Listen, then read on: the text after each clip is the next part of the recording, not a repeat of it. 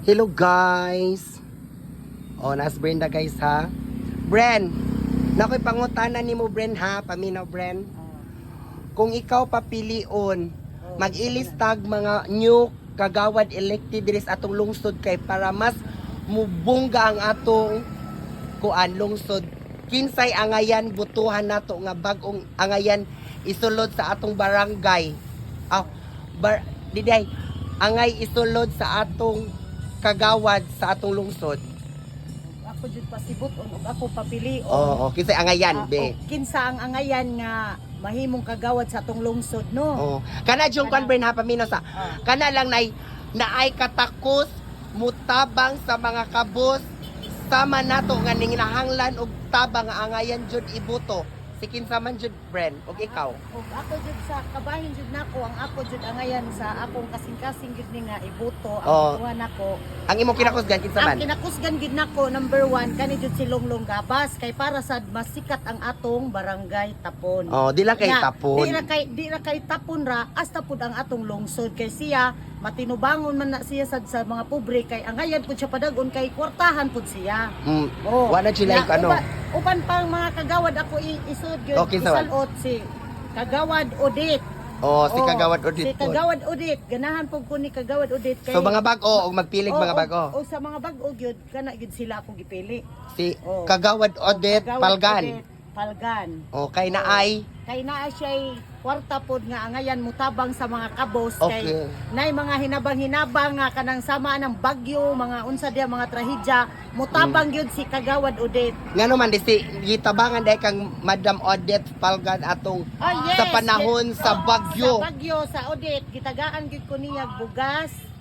Gitagaan mi niyag mga grocery. Dili lang kay kana. Dili ra kay kana ra. Di ra kay ikaw gitagan tibuok taga-Tapon o kinsa tong nagkinahanglan. Taga-Patima og taga-Sunok. Kinsa pay lain? Dali ipang istorya. Ang si Kuampos ang ayan padagon si kanang Kagawad uban.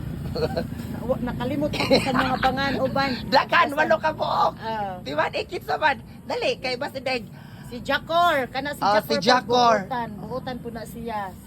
Marino, si Marino siya. Marino. From Kasati.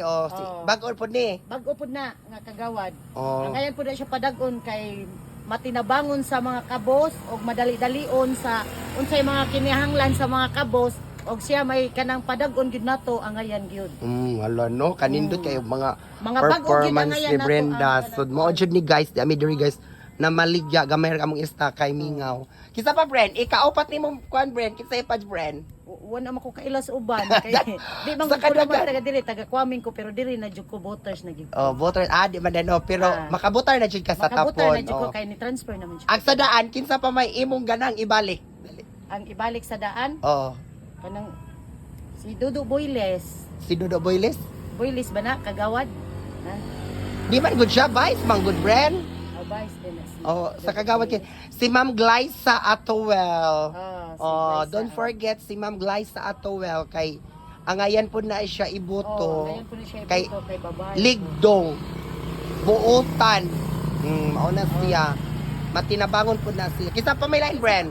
Isa pa man mga nindagan nga mga kagawad basta mga bag-o nga kagawad ako ginang butaran kay musuway pud tag mga bag-o. Okay, so ang ako lang ipakuan po na nga. Don't forget guys, akong gihangyo si Richie Cotamora. From Tapaling Lansar po na siya. So naapod na siya kanang kasing-kasing nga maluluyon ug mutabang jud sa kabus. Please vote Richie Cotamora. Akong agaw. Miga shout out din agaw. Mao ni siya guys. So mo-update kami guys kay layo pa man pug election is coming May. So pangutana rin na akong Brenda ha. Bye-bye guys. Thank you. Ako siyang gipahiwa for food na mo for dinner. Bye.